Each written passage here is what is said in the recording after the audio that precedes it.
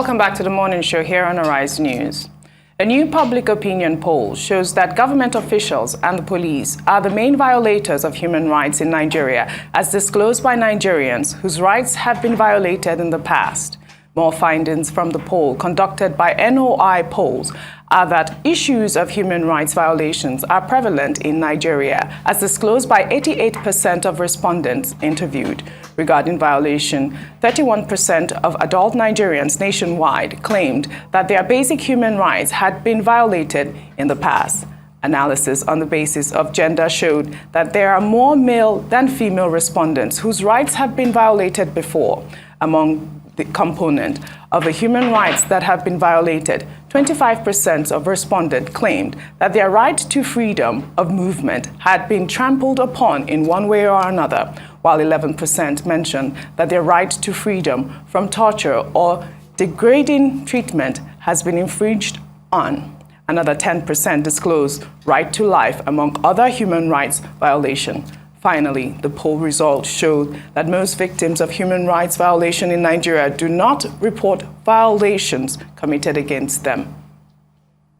Well, in a related development, the National Human Rights Commission has hosted a presidential town hall meeting in Abuja to mark the 2022 International Human Rights Day. As part of the commemoration, the commission held what it called a human rights walk, which it says was aimed at exploring the minds of those jostling to be president of Nigeria regarding human rights or the lack of it.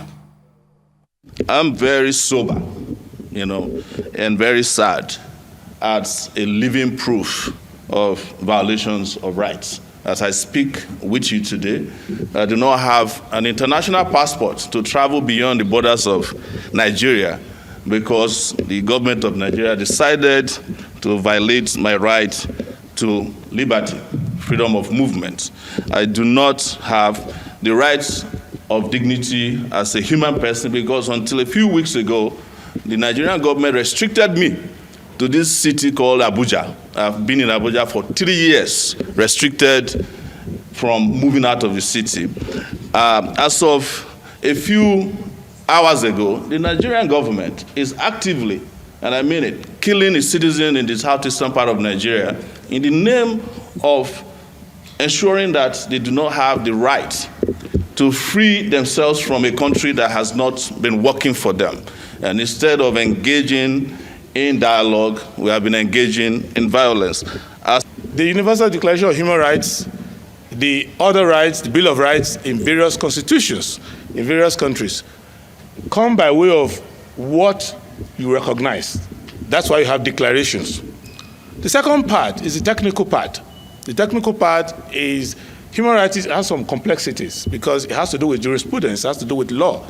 And you train people who are experts in human rights research, in law. Well, Steve, it is a shame that government officials are the main perpetrators of human rights in Nigeria. It's a big shame. As you heard from Omoyele Sowore there, who is the perfect example of this violation by, government officials. I mean, it is good that we continue to highlight this type of topic in Nigeria, but I think that the government officials need to do more. We witnessed SARS, a lot of things have changed, but more needs to happen in terms of human rights in Nigeria. Absolutely. I mean, from the report, it shows clearly from the respondents that most of the human rights abuses are perpetrated by government officials. Yes. And the syndrome is there. Anybody who carries a kind of an ID card that bears government insignia, or you're wearing any type of uniform, almost immediately you develop a kind of attitude that is larger than life. Which, of course, would trample on the rights of other people. It's something that has to be curbed. It's something that has to be alluded into. I'm not sure that if Omoyele Showore's case typifies the everyday Nigerian thing, though, you know that I think he's still in court or something with the federal government, because of the Was it Raleigh or was it the... Yeah, but a lot of his rights were trampled upon. A lot of the issues that he raised there, like he spoke, he was Yes. held for a while and all of that. And He's still restricted to Abuja. He's still restricted to I'm just trying to give a context to the fact that it is not just because he's an ordinary guy. It's because there are issues that he's battling with the government, which at a point, bordered on, was it sedition or was it a revolution now protest, that he led. But you're very correct, just like he was, that in spite of that, if he has not been convicted of anything, you can trample, on his right. What struck me, though, is the fact that none of the top 4 presidential candidates was present at the debate or the town hall, to speak specifically about human rights violations in Nigeria. None of them. Are you excluding Omoyele Sowore already? I don't think is among the top 4. Or those that the media has done. I see what you mean. I thought you meant in and general. just in case, if you need to be reminded about who the top 4 are, you know who we're talking about. We know who we're talking about. We don't know if they were invited or whether it was not allowed for them to send their running mates. You know that's a big topic these days of debates and town halls and media appearances for presidential candidates. But it's a good one that it's a platform for presidential candidates to expose their understanding of the issues first and foremost, and then pledge, what they will do if they get into power. Omoyele Sowore will, of course, will be different because he has an example as, look at me, I'm a victim of what we are talking about, which will sink in the minds of the audience. So it's a shame that we didn't see, so many of them. As we get close to the D-Day and the D-month, February, March, I'm sure there will be other platforms for people to come and speak as candidates, as candidates who should have a basic understanding of what all the key issues are. Nobody expects any candidate to be jack of all trades, to have, to be a master of everything. But then let's have an idea. Let's even know that you have a deep understanding of the document that you are reading out by way of manifesto or by anything that is called. So if human rights a town hall is calling you, if the medical practitioners are calling you, if the lawyers or the accountants are calling you, let alone, the media, it's incumbent upon all the candidates to show up and let us know what they're talking about. It's your choice to decide where you go, but do show up. I think it's important. Very well said, Steve. All right.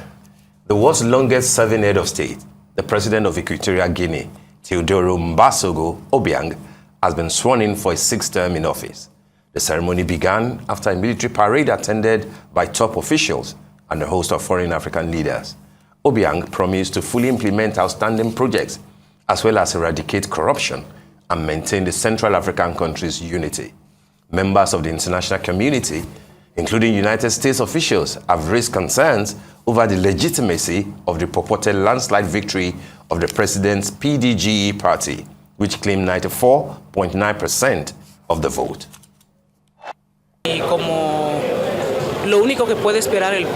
The only thing the people can expect from the newly re-elected president is to continue the development of our country in all sectors. What the people hope for, and what I personally hope for, is the sustainability of its action in the education sector, in the health sector, in the economic sector, in all sectors of the country, and in infrastructure. Because the people of Equatorial Guinea have ratified their decision to always trust in political continuity and for the guarantee of peace, stability, and tranquility in Equatorial Guinea. Every country has its own model of democracy. There is no system that governs democracy in absolute terms. In Equatorial Guinea, there is a presidential democracy, a peaceful election. We are pleased that the opposition parties participated and that one of the main candidates in this election came to congratulate us. Steve, Oji, that's the nature That's the nature of democracy in Equatorial Guinea. Can we also say in some other African regions as well? Oh, definitely. In Cameroon, where Congo at a time, in a number of Burundi. Burundi, African countries. But why Equatorial Guinea is strange is because, you know, this guy, Theodore, is 80, by the way. He has just been sworn in, you know, for his 6th term of a 7-year term, 6th, you know, in office. He got in there when he was in his late 30s. Now he wants to spend his 80s as a president of a small, very small African country. But do you know what? It's a strange thing. I listened to one of the guys there saying that, oh, every country has their own brand of democracy, that this is how we practice democracy here. Guess what? Theodore took over from his uncle. His own son is the vice president who was meant to take over from him. But just say, hey, I'm just 80, I can still go, you know, one more time. That if he leaves, if he completes the term, he will be 87 by the time he's leaving. Yes, there is oil in Equatorial Guinea, but then it's one of the poorest countries in Africa and in the world in terms of human capital development.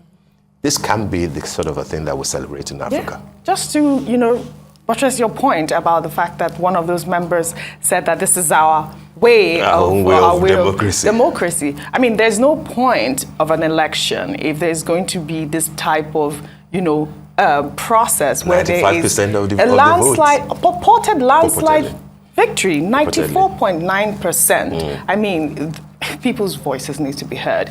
It is not a democracy if you're telling me that it's almost like a monarchy, like some sort of, you know, hereditary form of government at this point, where a family is controlling the country. I mean, I think that the international community need to, you know, continue to... It's not just my international community, the African Union, you know, for example, you know, should do a lot in this regard. You know, in 1990, was it 98 December, as a journalist, I had an opportunity to be in Gabon when Omar Bongo, you know, as an election observer, as part of, you know, a UN thing.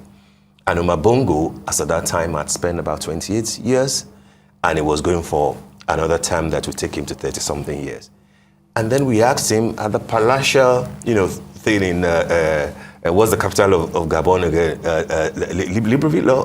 Libreville. Yeah. And he said, why are you asking me, why do I need another term in office? Do you think that any of the guys running against me, if they get there, they just want to spend 4 or 8 years before they leave? I think that's the mentality. It is the mindset of most African It's the mentality, except Nigeria. And maybe South Africa, you know. Our laws, you know, the laws just have to be strong. Yeah, they're very strict. Even when someone tried to toy with the law in 2006, going into 2007, you saw what happened, and that thing is still around his neck up till today. Yes. You know, if anybody tries it this time around, and we don't have any indication that, you know, something like that will be attempted, you know that the Nigerian spirit has a way of dealing with it, you know. Yes, you can commit all other atrocities, shall we say, but not to elongate yourself, you know, forever, needlessly. The citizens, can we now tell them to do their revolution now movement? Because this is the time for that type of revolution. In Equatorial Guinea? Yes, they have to. They will have some forms of law that back it, and the law will simply say that you can't put a limit to how long a president can run. So you can keep on getting 7 years upon 7, which is why the fellow in Cameroon, you know, haven't spent about, you know, almost 40 years there too. The same thing, you know. It's a shame. It can be democracy, and it can be the best that Africa deserves. Look at how Mugabe ended up. When you go into power in your 30s and in your 40s, full of life, full of vigor, full of ideas, in your late 70s and 80s, come on, give others a chance. Others who would be like you when you were there, when you attend power. It's the only way to have nation building and to move.